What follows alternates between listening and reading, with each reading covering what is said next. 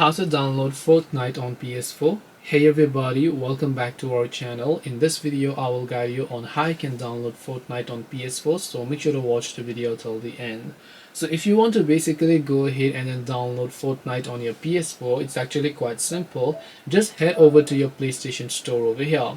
Once you head over to your PlayStation Store, from the top of the search bar you'll be able to see this type of interface where you want to just click the search icon here, and once you click the search icon you simply want to look for the game called Fortnite, or you might also actually see in the recommendations tab called Fortnite. So once you click on Fortnite over here, this is a completely free game, by the way. There could be in-app purchases, but to download and play is completely free.